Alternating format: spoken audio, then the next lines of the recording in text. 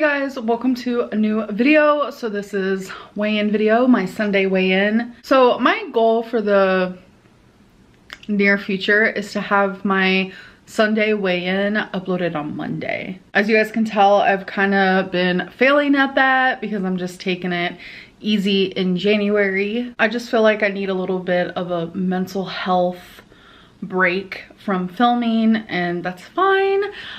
Me being my own boss, I'm able to do that, which I love. So let's get into the 5 questions and then we'll get into the weigh-in. So the first question is, does the rest of your family also struggle with their weight? And not all of my family, but a really big thing for me when I think of my family and my weight is my grandma on my dad's side. Before I was even born, she was over 600 pounds and she actually got weight loss surgery before I was born. I didn't even know they had weight loss surgery back then. Like, that's so weird to me. I know that might sound like ignorant, but I thought weight loss surgery was like maybe like 20 years old, something around there. I'm 32 if anyone's wondering. So I always knew my grandma as a woman in her like low 200s, high hundreds. The grandma that I'm speaking of is no longer with us.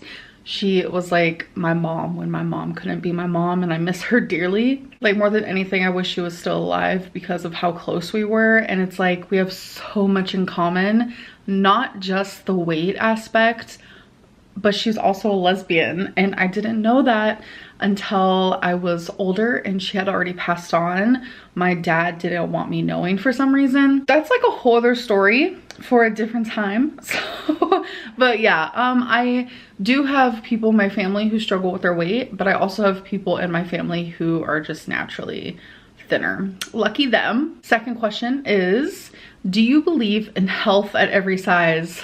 I do not. I do believe in beauty at any size. You can be 1,000 pounds and be beautiful. You could be 80 pounds and be beautiful, but I don't think that being morbidly obese or severely underweight is healthy. It never will be. It took me some time to get to that spot because I remember about 6 years ago, I saw a doctor and they did my blood work. They called me healthy and they just said that I'm overweight. So I took that, I ran with it, I accepted that for what it was, but that's not the truth.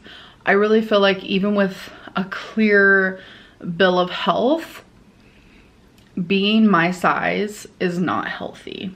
It is a symptom of something, and that symptom is very, very unhealthy. Next question. You don't drink much water. What are you drinking then? Are you ordering fountain drinks anymore? No, I'm actually not ordering fountain drinks anymore. I'm drinking a lot of this. I'm drinking a lot of A&W Zero Sugar root beer. I'm low-key obsessed, but I know that I need to slowly start drinking more water and less diet soda because pretty sure when you get weight loss surgery, you can't have carbonation. So that's gonna be a big change for me if I do get approved. Actually, you know what? I'm not gonna say if, I'm gonna say when I get approved. Fourth question is, what's different this time with weight loss surgery versus last time? So I don't know if you guys know this. Some of you are new to my channel. Some of you haven't seen all my videos or know about every single thing that I do in my life. I have tried to get weight loss surgery before. It was actually a few years ago, and they told me that they wanted me to heal from my past, and I took that as a fail. This time, I know they're gonna say that to me. Instead of thinking of it as a fail, I am accepting it as part of the journey. That is how I know my mindset is completely different. It's not gonna be a fail. It's not gonna be, no, you can't get weight loss surgery. It's, okay, here's your first step, now do it. And the reason why I took that as a fail last time is because I didn't want to put in the work. I didn't want to at all. And this time I do want to. That is a big difference. Last question is, does Delta 8 make you binge? It does for me. Does it for you? So Delta 8 is a wannabe THC. I mean, it has THC in it. I don't want to get into details, but it's just legalized like marijuana, kind of. And yes, I actually had to quit, and that was hard for me because I think I kind of started to rely on it. I woke up and I was excited to take one, and I couldn't go to bed without one. It was becoming a crutch. When I had anxiety or things felt heavy, I would take one, and it was becoming sort of an addiction. I feel like anything could be an addiction. We don't have to discuss that right now, but I have quit. I no longer take Delta 8 anymore because it was causing my binging to get way worse, because I was getting to a point where I was getting pretty high, and like I would just mindlessly eat and eat and eat all day. So I guess it's time that I share with you guys when I said that the first week of Ozempic did not work for me. And the reason why is because I was taking a lot of Delta 8. And like I said, it was like, I was obsessed with it. I relied on it. I relied on it a lot. And I wouldn't really film while high. Actually, I might have a couple times, not many, but I ended up quitting Delta 8 while taking Ozempic. And I think that was a really big thing that also helped, because Delta 8 was making me so freaking hungry, and then like stopping it plus starting Ozempic, it was very helpful. But I have not done Delta 8 in, it's gonna be almost a week. And yeah, it's just, it's sad because I do enjoy it, you know, I do. It's so relaxing, and it makes you feel good, but it's not worth it because it made me feel sluggish. It made me feel hungry. It made me not really do the things I was supposed to do. What I'm trying to say is it wasn't productive. Like, it wasn't causing me to be productive in my life in any sort of way. And I know that I took Delta 8 on live stream, and I kind of regret that because I don't know, live streams make me feel like really anxious, and I get in a weird headspace, and I get put on the spot with like harassment and things that I don't want to talk about. And then like, I just get so overwhelmed that I become, sometimes I say and do things that I don't agree with. I don't know what I'm saying. What I'm trying to say is, I think that by no longer taking Delta 8, it is going to drastically help me. And I already feel that in the last few days, it has helped me because I haven't been binging. And since that was my last question, that kind of is going into how this last week has been. My main focus is not to binge. That is all I'm worried about. I really want to see, am I binging or am I a food addict? I have always said that I have binge eating disorder. I was diagnosed with binge eating disorder, but was I misdiagnosed? Because am I just a food addict? I think of this, I've been thinking a lot of addiction lately, you know, with like my family, sorry. I grew up in foster care because my parents were drug addicts, and my mom's been sober for almost 7 years, and it's beautiful. And my dad is still in his addiction, and this is hard for me to say, and you guys have been saying I need to be more open, because I feel like I've lost that side of me. I'm not as open as I used to be. I try to be, but it's hard. But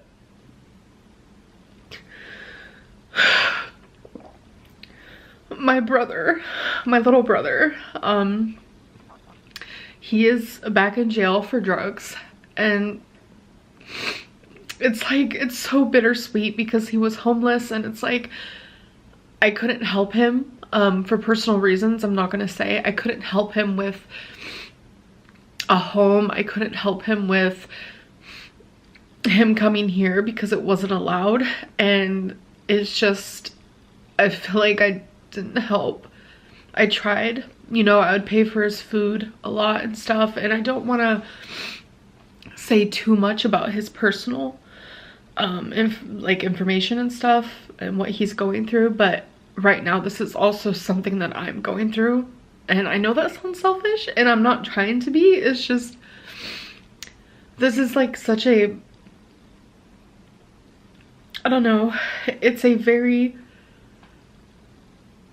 hard time for me because I'm thinking more of addiction lately, and I'm wondering, do I actually binge, or do I just eat large quantities because I'm addicted to what I'm eating?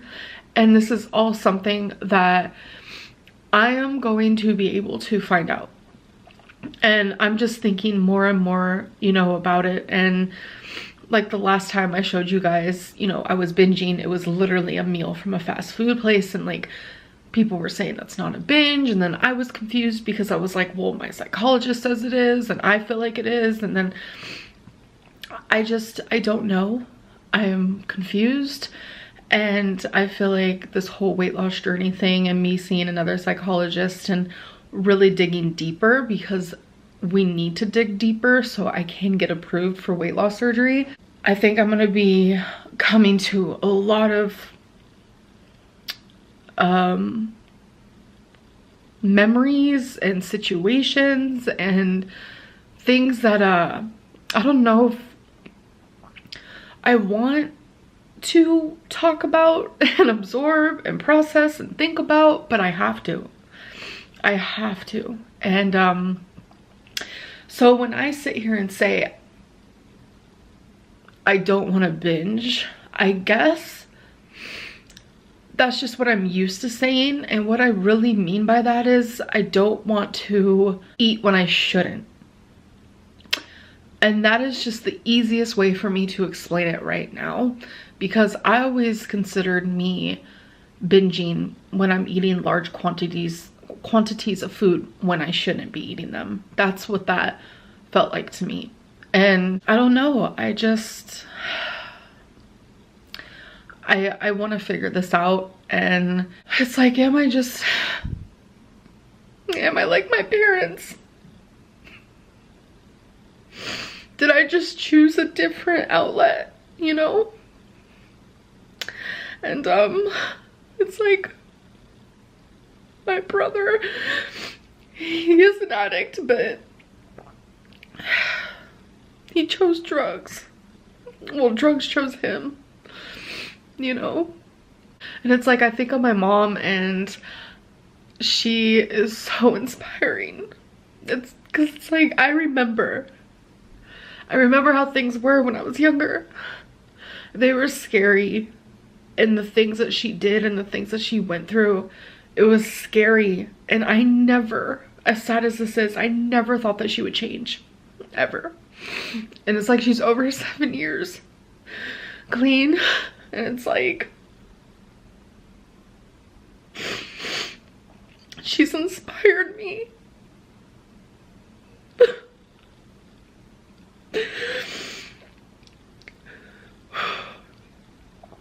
And I didn't want to talk about any of this. Oh my god, my mascara. I didn't really want to like talk about any of this, but I've been hearing a lot of you say that like I'm just not the same person as I used to be. Like, I'm not as open, and it's because I'm scared to be open, because people just, they make me feel so bad about being human, and I don't want to feel bad about it anymore. Anyways, so I weighed in at 520.0, which means I did gain weight, and I'm exactly where I was on January 1st. Today is actually Tuesday, and I got a new scale. You guys will actually see that in a vlog. I opened it for you guys and I explained why I got a new scale. And I weighed myself today because I wanted to see if the scale was accurate. So I stepped on the one that I usually use, and then I stepped on the new one. And I'm already down a couple pounds from just Sunday, so that makes me really happy, because like I said, I'm not what I consider binging. Am I overeating? Yes, but I just feel like there's a different level. I don't know how to quite explain it, and I kind of want to dive deeper into that and maybe like show you guys physical foods and what I mean by like overeating versus like binging, if you will. So on a happier note, my weight loss surgery appointment is coming up soon, and I am honestly so excited. Oh my god, my makeup's all messed up. I was just wearing mascara and some lip stuff, but it is what it is. It's at the end of the night. So I'm gonna end this video. I'm sorry it was such a mess. I just wanted to be more open about what's really sitting heavy on me right now. But I am so hopeful for my future, actually, and I know the tears might say otherwise, but I think it's a mixture of like sad tears for my brother, hopeful tears for me, scared tears for me. I don't know, it's a lot of different stuff, but I'm okay, and I just need to take a breath. I know that I'm gonna be okay, and I'm making the right choice by doing this weight loss surgery journey, and just keep my fingers crossed. That's all I can do. I'd love positive thoughts for my brother. Anyways, I'm gonna go. Hope you guys enjoyed this video, and I'll see you in my next one. Bye.